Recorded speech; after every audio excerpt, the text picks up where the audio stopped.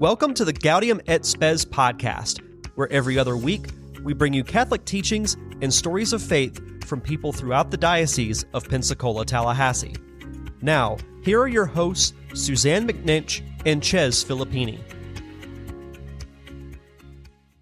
Hello, and welcome to another episode of the Gaudium et Spes podcast.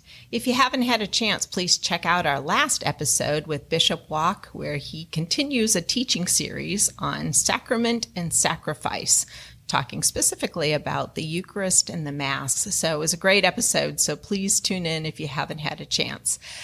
We're back in the studio here today, and Chez and I have the privilege of two extraordinary guests on the panel with us. We have Father Raymond, and we have Katie Johnson from College Campus Ministry. Welcome. Thank you. Yeah, thank you. Yeah, it's great for you guys to be here. Well, guys, I wore my Florida State Seminoles shirt today, not as a dig or anything like that. There's no rivalry between UWF and FSU, but just as a hooray campus ministry in our diocese. We're so glad to welcome you here. As we do with all guests, we put them through the ringer of finding out about their life based on Gaudium et Spes, the first line in that great document, which goes, if I can remember it, the joys and the hopes, the griefs and anxieties of the men of this age, especially those who are poor or in any way afflicted. These are the joys and the hopes, the griefs and anxieties of the followers of Christ. So, my fellow followers in Christ, what is going on? Start with you, Father Raymond. Yeah, so basically some graces this past week. I just returned from vacation, a little vacation, went out to California to go to my 20-year high school reunion. Wow. And so that was a good time to see a lot of old friends. They were kind of taken aback to see me as a priest. This is your first as a priest, right? First, wow. Yeah. So I didn't get to go to my 10-year reunion because I was on a plane to go to the seminary on the day that they were having it. So, but it was nice to kind of go back to where I spent many of my formative years, and I haven't been back, I think, in like 17 years. So that was always a joy. And then spent a couple days in Los Angeles and went to the Motion Picture Arts and Sciences Museum. So I'm a huge film buff, and that opened, I think, a few years ago. So got to go and check that out. And so it was a good time to kind of relax and rejuvenate in a way. So you showed up in clerics, full. Did anybody think like he's wearing a costume, he's putting us on? Or was like, oh, kind of always thought you'd end up as Father Raymond. There were probably some people that were like trying to remember who I may be. So that's cool. But, yeah. What a witness. Katie, what's up with you? Yeah. So I think one of my biggest joys right now has been we got a bunny. And I know this is like silly, but I have 3 kids that are 5, 4, and 2. And my son Xavier is obsessed with bunnies. Okay. And so it's an indoor potty trained bunny that hops around the house and like has free reign.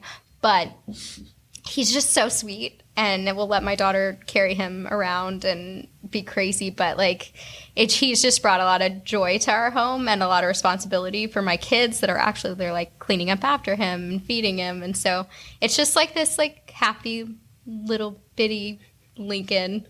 And yeah, my husband's obsessed with presidents, so we named him after a president. But yeah, he's been like one of our great joys.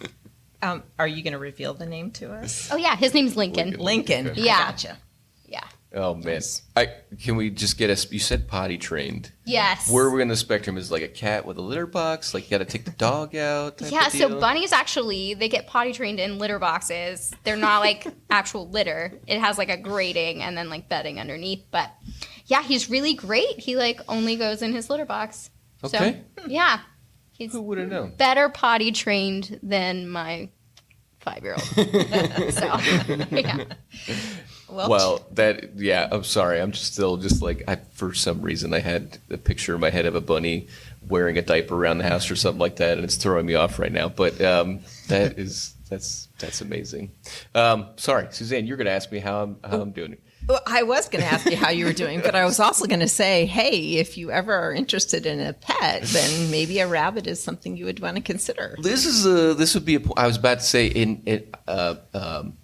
in my Italian kind of culinary influenced house, rabbit was a part of the menu every once in a while. So it'd be something that my dad, now living in town, would have to be very careful that he does not get an idea that if we got a pet bunny, he wouldn't think it belongs in a stew pot at some point in time. So bunnies are up. This is a horrifying conversation right now. I know. I hope your kids aren't listening like, oh my gosh, what's happening? But yeah, no, rabbits are not on the list of potential pets for the Filippini household. Gotcha. But, sorry, that got a little dark real quick. Susan, how are you doing? What's going on in your life? Yeah, well, usually it's always a joy, but I do have to share a grief. And I just want to say, thoughts and prayers are with the Creeley family. Deacon Don Creeley passed away suddenly. And so our thoughts and prayers are with the entire family, as well as the St. John Parish family and the St. Anne Parish family. I know he's been deeply involved in our diocese for a number of years. And, these things are never expected. And they're hard to go through, but, we just have to continue to have faith and, just work through it together as a team, as a family. Thank you for sharing that. Yeah. Well, as a wrap up here, just a normal part. There's this dad life theme throughout my last few interventions on this. But yeah, another family vacation, another time down in Melbourne. Pretty standard stuff, nothing incredible or anything like that. Just a good time with my in-laws, my mother-in-law and father-in-law, in their new digs overlooking the river, the newly built house, which is great. Spent a little bit of time at the zoo down there.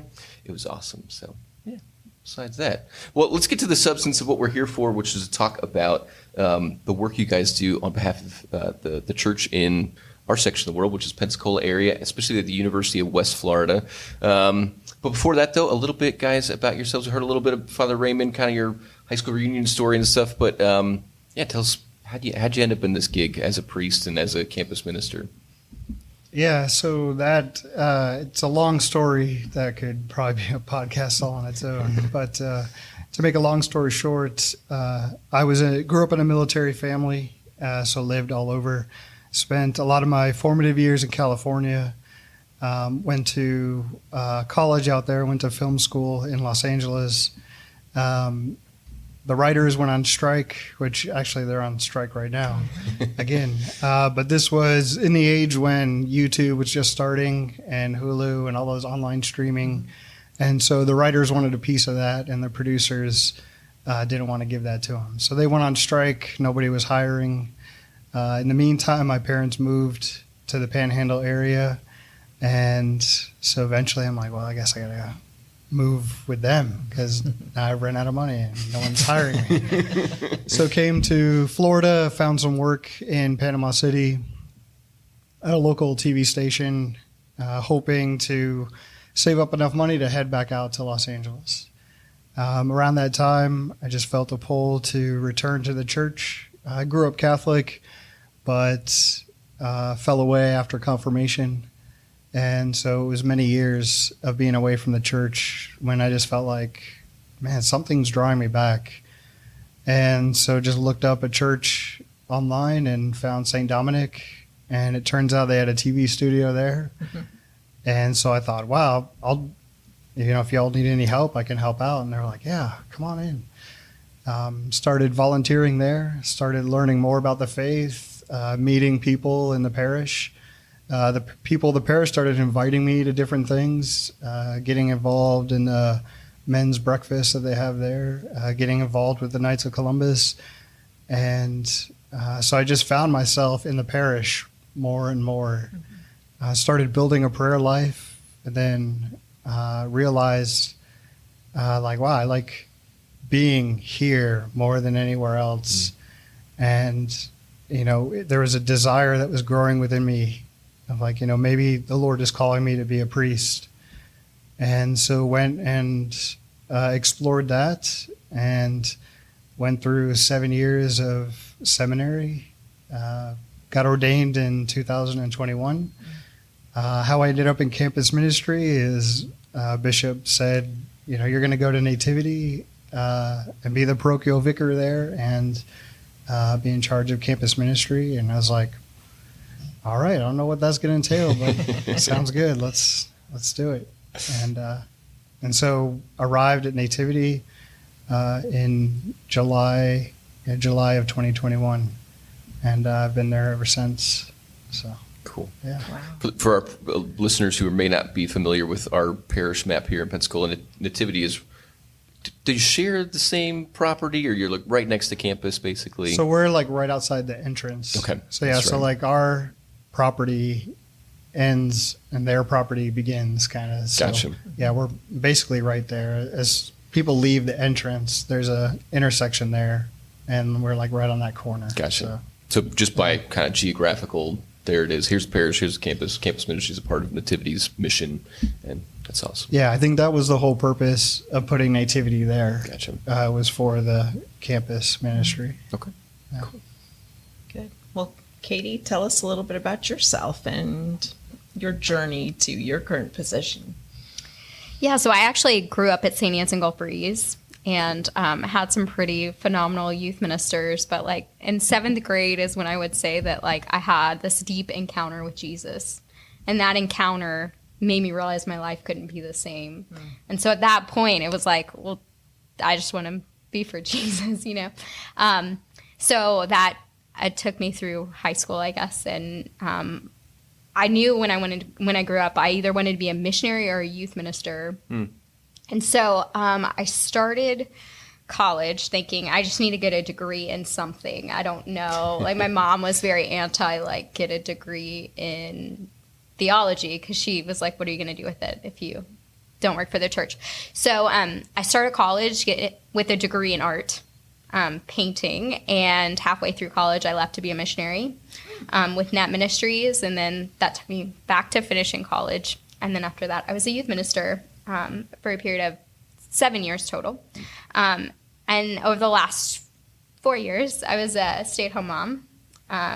But ultimately, I think my time in youth ministry and my time like as a missionary, what it really taught me was like a deep love for Jesus. Like it just brought it deeper. You know, like it gave more substance to it, gave me tools that I needed. So like one thing we would say in Net is that like when I ended up serving 4 years in Net, so I have my bachelor's degree in Net, was like kind of the joke because you only do 2 years at the most, but I ended up doing 4.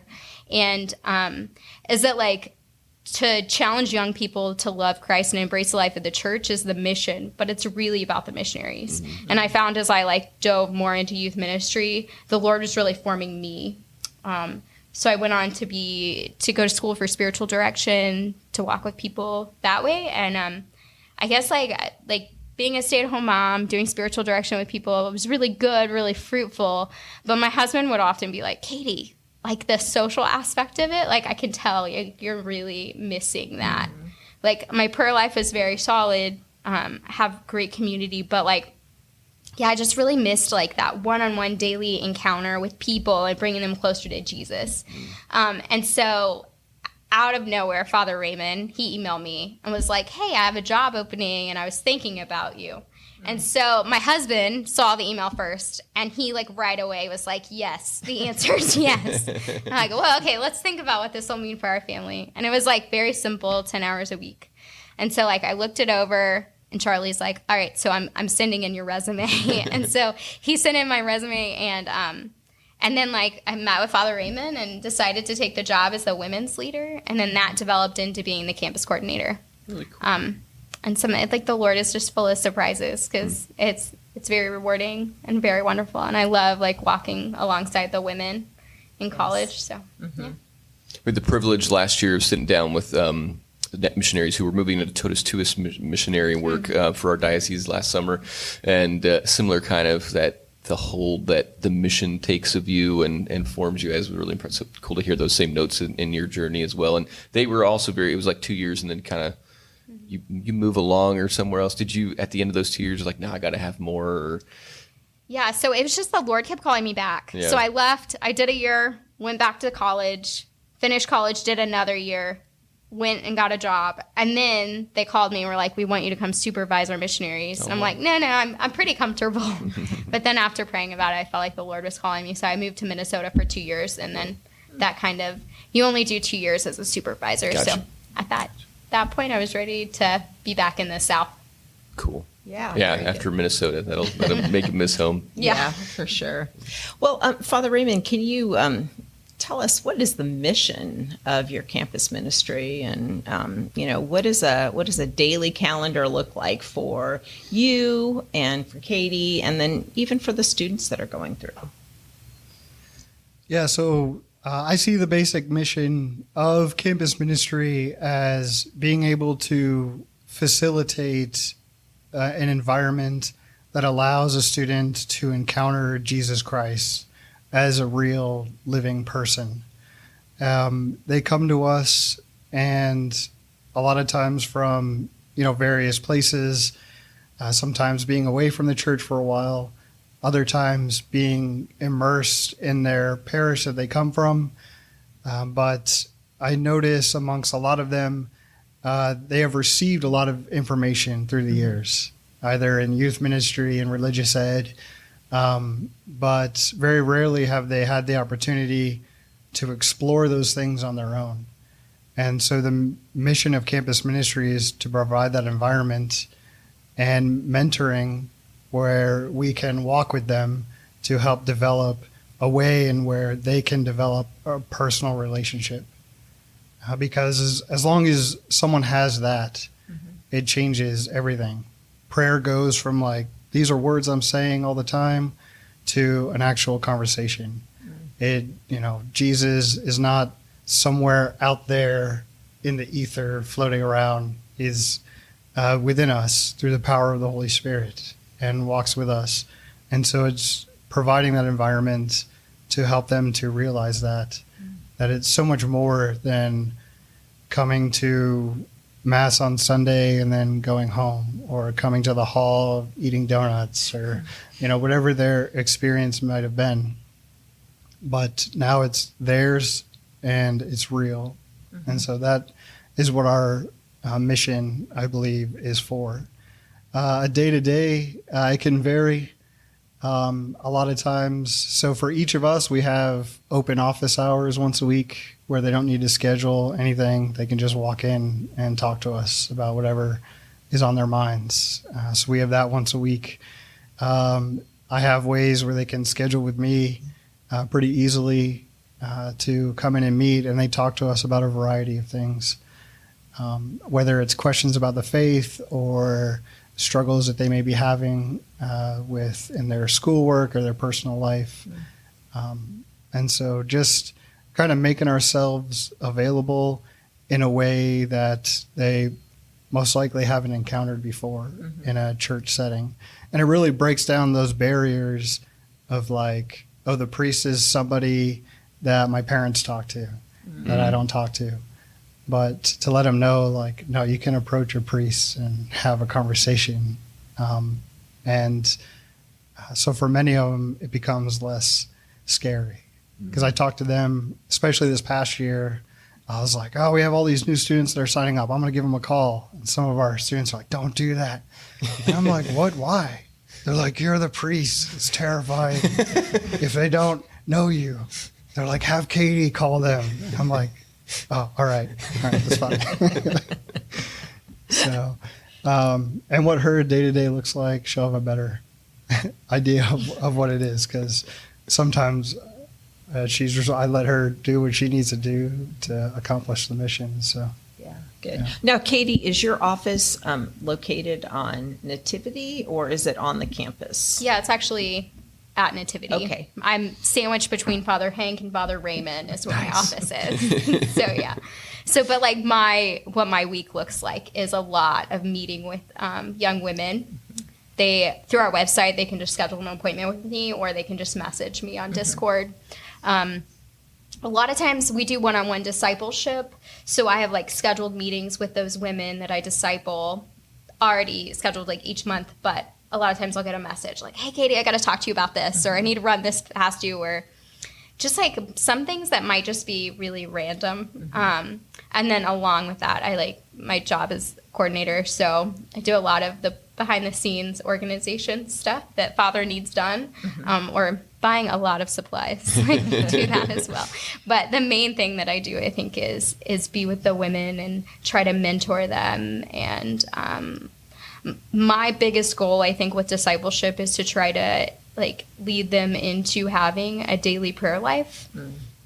Because I think a lot of them think, oh, well, I do church things, but that's different than taking time each day to pray. And I don't think until I was a young adult that was ever outlined to me, the importance of daily prayer. And so, it's a lot of working with them in those ways to develop a daily prayer routine. As you both speak, kind of hear some of the differences arising in that, this is a part of youth ministry, kind of two-part series, but so much of youth ministry that happens at parishes is tied to parents bringing their kids to the church for maybe sacramental prep or something like that, or maybe just I really need my kid to make sure they're not goofing off or being badly influenced for 2 hours a week, so I'm going to drive them to the church and they'll be part of a high school youth ministry or middle school ministry or something like that. This one, though, technically they're adults, so they're not their parents are, whether they're 10 minutes away or 10 hours away or something like that, they're on their own terms. And there's no real, except for maybe converts, there's no, well, we have to get sacramental prep done for this ministry to be a success or something. So how does that change the dynamic of how you interact with them and how ministry happens? Is there a curriculum? Are you trying to unpack the catechism, or just trying to kind of what you've been dialing on, grow their spiritual life, or all of the above? Yeah, I would say much of our planning comes from the feedback from the students themselves. Where are they at? Where do they want to be? What would they like to learn? Some of the things that we'll come up with also comes from what I'm observing and seeing in terms of their interactions with each other, their interactions with us. And so it's very different. Another example is with parents. We don't communicate with parents. And so sometimes parents contact us and they're like, how's my child doing? And I'm like, well, your child is now an adult, so if you want to know how they're doing, you might want to call them. Some parents don't really understand. They think they're at church, so I could call and see what's going on. And so I do that. I try to respect them as adults. So I tell them, I'm not going to call your parents and tell you what's going on. So if they're coming to me struggling with something, I don't go off and be like, I'm going to tell your parents. Well, sometimes I'll suggest it might be good for your parents to know this, but I leave that up to them. If they need help in certain areas in any way, we have resources to provide for that stuff as well. And so we try to make sure that they have everything that they need. And a lot of times it's a learning experience for them.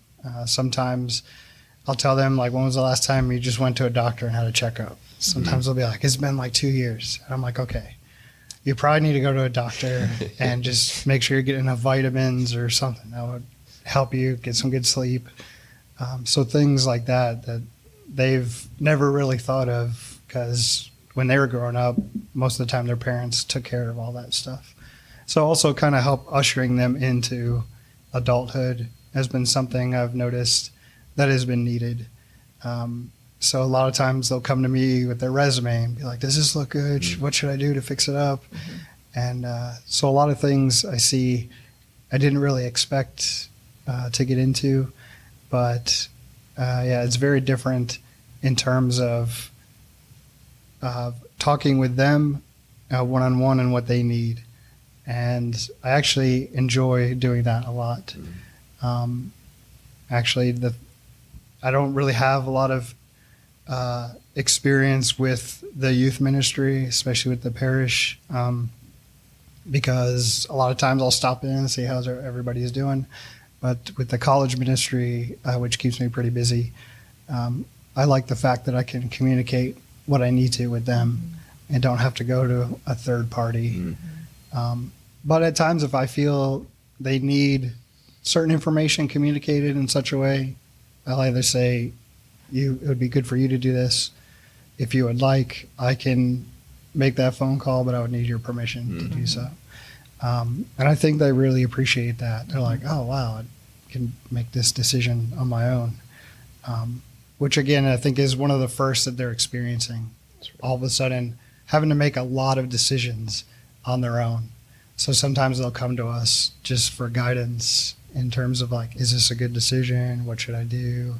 And, I try to kind of help them walk them through that. Well, what do you want to do? What are the pros and cons? Or, have you brought it to the Lord in your prayer to see what he might want? So just kind of holding things up to them to kind of consider is a lot of, I think, the difference between campus ministry and youth ministry. Right. Yeah. Right. Now, Katie, how many students do you have that are participating in the ministry? And then what are their different roles and responsibilities? Because I know you have some that have a leadership role within the ministry. So if you can kind of talk to us a little bit about that.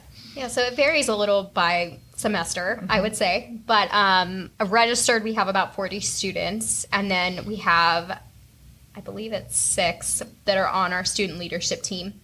And some of those people are a liaison between our ministry and the University of West Florida. And then other ones are a liaison between the parish of Nativity and our ministry.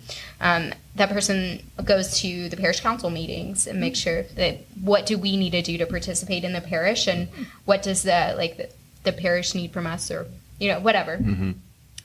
So they have different roles. We have a liturgy leader who makes sure that we have students for our student mass that are willing to read and Eucharistic minister and all of that stuff. So it just depends. This year we added an events coordinator, which is going to be really good because we've been missing events on campus. They've just been flying over our radar of things we could participate in, to be more of a presence on the campus at UWF. Right. And so I think Elizabeth, who took that over, she's going to do a great job at that. So we have several different roles, and those are the students that we are on our leadership team. They're voted in, 2 of them, and then we pick the other ones along with the leadership. Nice. Now, do you have a recruitment strategy that you use to try to get new students coming in every year, and what does that all look like? Love them. I don't know, honestly. Father might actually have a written out strategy. I don't know. But for me, it's just when we meet a new student at a tabling event at UWF, we're going to be doing those during orientation this year. Just to make them feel welcomed and seen is my biggest thing. So that if they're welcomed and seen and loved, then they're going to come back and want to know more about Jesus. And then when they come to our events, making sure they feel welcomed when they come in has been kind of where I've been focusing most of my attention during the faith nights, because a lot of times Father's running around doing the different, leading the night a lot of times. So I'll just make sure that each of the students that maybe is new is connecting with someone else that they haven't met before. Yeah, great.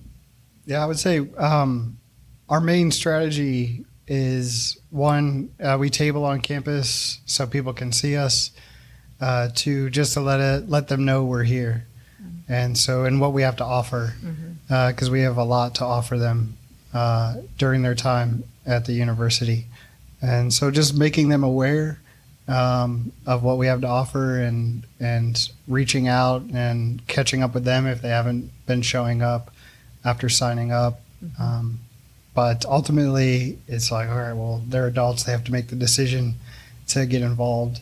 And so we hope that being there, being present, being seen, that they'll know that we're here for them and that they're always welcome.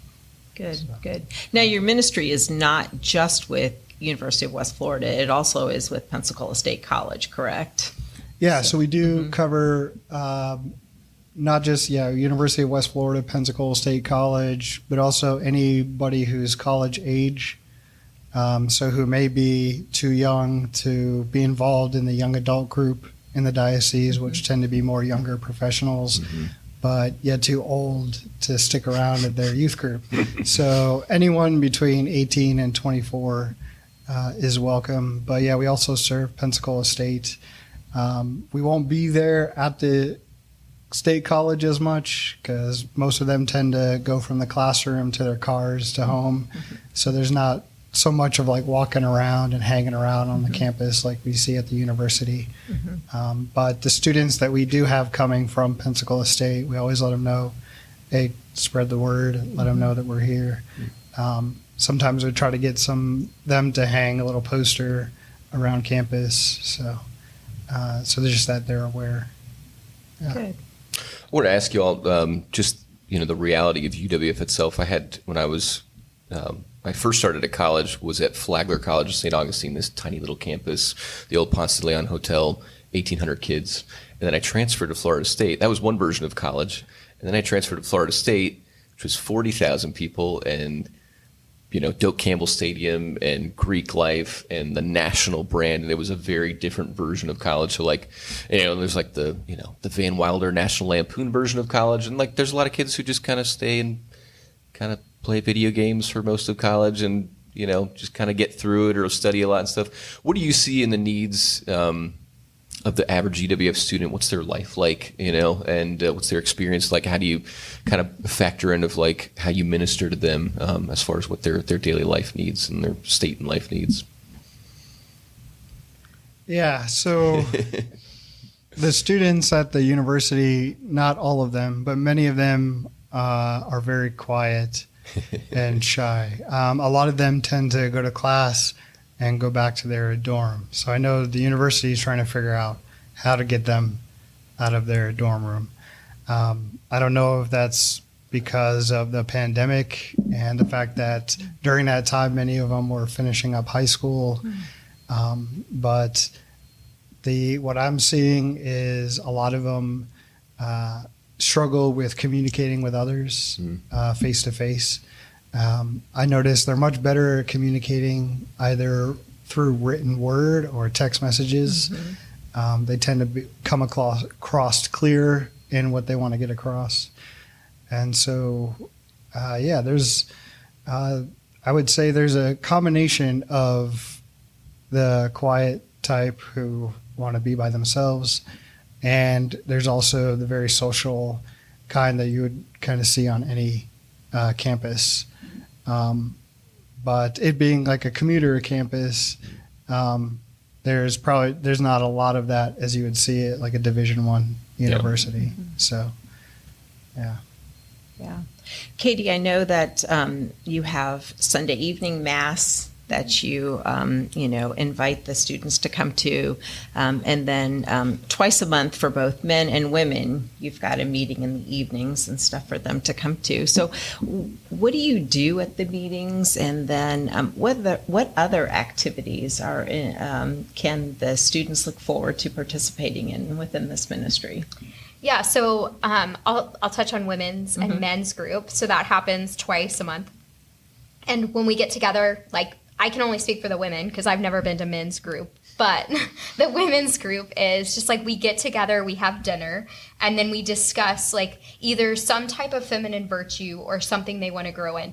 I think the girls are pretty tired of hearing me talk about one particular thing, but something we've talked a lot about this last semester is dating and relationship, because I think so often they get into relationship not thinking about what this might mean, or maybe he can change. And so actually, I think most of our students have now made a list of what they want in their future spouse, so they can look at it before they start dating and can say, is this person worth my time?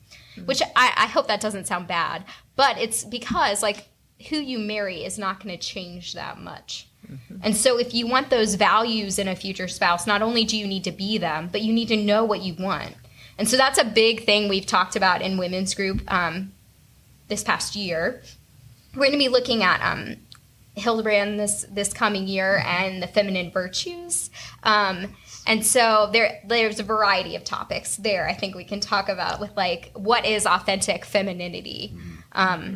Yeah, so that's women's group. And then every Wednesday night, we have faith night. Okay. And we feed them dinner.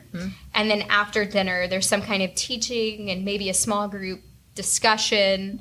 And then the night ends, and about half the students stay and hang out till like Father kicks them out at 10:30 or 11. I leave at 10, so I don't know how long Father hangs out. Some days I think it's pretty late.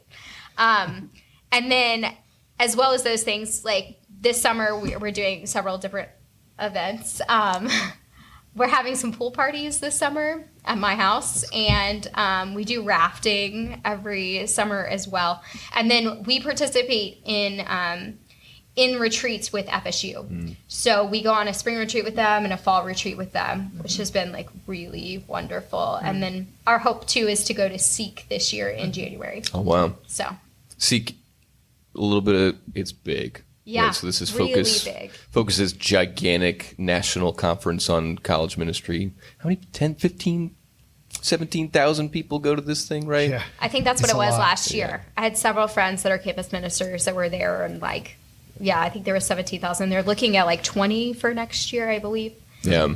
So This is really, I mean, for those of you who are not familiar, some of y'all might be familiar, our listeners, with student-built conferences, kind of like summertime schedule of high school big conferences, a couple thousand people and stuff.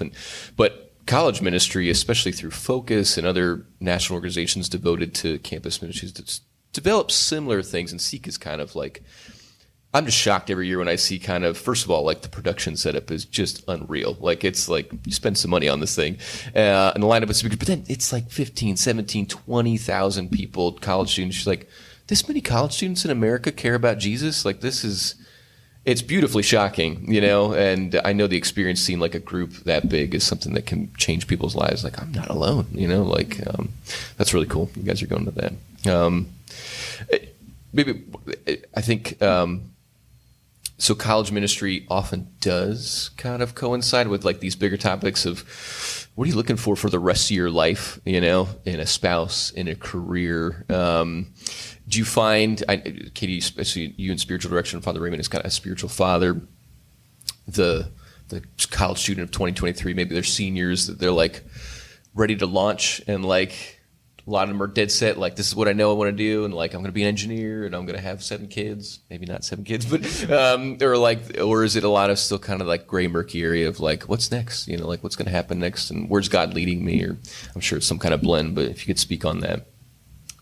yeah, I feel like they're, at least with the students that I meet with, maybe not so much the security of knowing this is exactly what I'm going to do. Mm-hmm. I would say like a good portion of our students are discerning. What is it that the Lord wants us to do, or me to do? Sorry.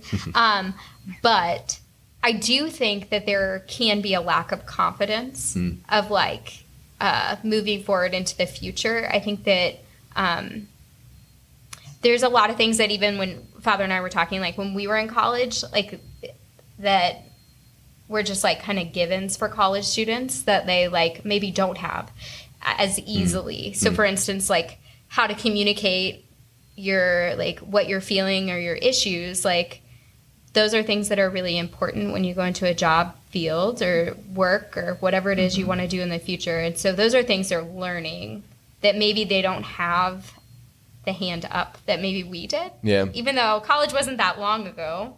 I mean, it was long ago, but but it's just like different because like smartphones weren't a thing when we were in college, and we communicated with our friends by calling them, sometimes texting. But like, so there's things like that I think like going into the work field that can be a little daunting or intimidating. That maybe there is not as much focus. I don't know, Father. Any thoughts there? I mean, the advice I give them is they have this ideal of like the workplace or in terms of what other people know.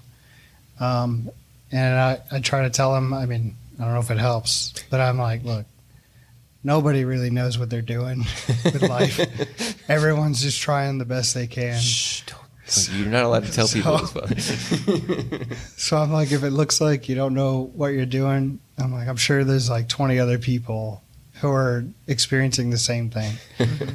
So I said, you're not alone in that.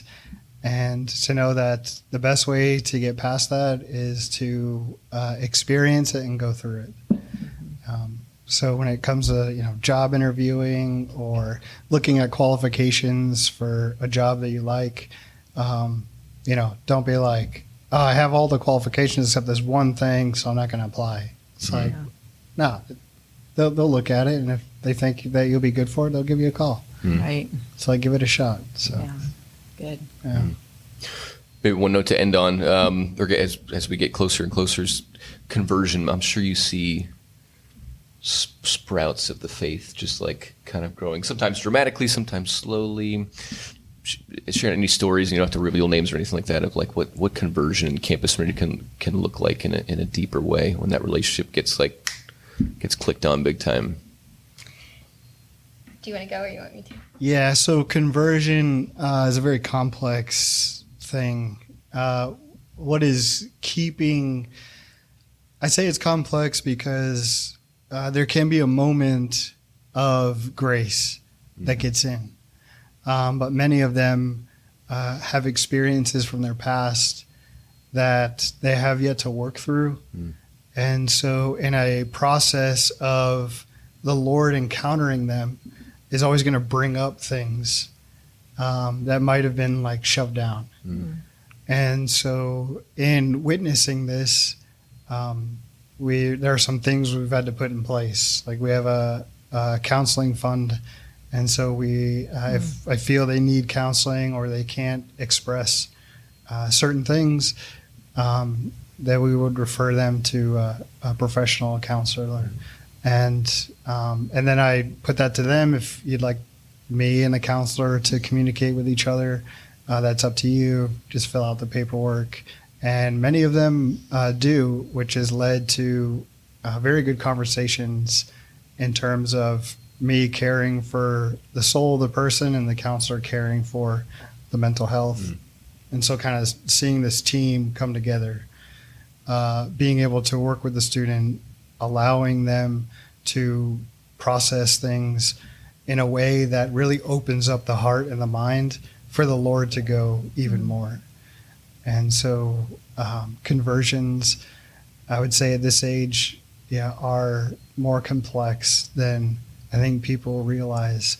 But with that complexity and working as a team and meeting and us discipling them one-on-one to see where they're at and how they're growing and holding them accountable to the goals that they want to set in growing, I would say the conversions might not be instant, but I would say they're most likely going to be long-lasting. Yeah, that's wonderful. That's beautiful. Well, if we have any listeners out there who are interested in becoming a member of your ministry, or maybe friends who know of people that may be interested, what's the best way to start participating? Give you a call, just show up to a meeting, or what would you recommend? Oh, go ahead. What would you recommend? I would tell them first to go to our website, CatholicArgos.com. They can register there or send an email out to us, make an appointment with one of us. Or as soon as they register, they'll get an email automatically sent to them, and then one from me welcoming them, telling them about all the events going on. Because sometimes if you just see like, oh, you have these events happening, I'm just going to walk in by myself. That's a little intimidating. We've had some students be like, it took me a month before I got here because I was too scared. So yeah, like if just reach out to us. We would totally be stoked to have them. Super. Yeah, so listeners out there, please reach out to them. And I think it's a beautiful ministry. Thank you both so very much for your selfless service and for making a difference in the lives of our young people, our young adults. And I think it's just such a critical age and time frame. I myself have 2 children in that sort of age range, and it's just really wonderful to know that the 2 of you are out there and you care so much, and you're doing such wonderful things for our young people. So thank you again. Thank you. Thank you. Guys, we are, like we said, we're going to continue this series going into youth ministry, maybe more of the sense that most people have, the high school youth ministry, middle school youth ministry landscapes. We'll have our youth ministry director for the diocese, Lisa Kernigan, with a couple of folks from around who are doing this work. So we'll see you back here in 2 weeks' time to hear more about that. Thank you for tuning in today to the Gaudium et Spes podcast. If you would like to know more about our podcast, please visit gaudiumetspes.net or go to ptdiocese.org and click the button that says podcast. If you listen to the audio version from an app such as iTunes, Stitcher, or Spotify, be sure and rate, review, and comment.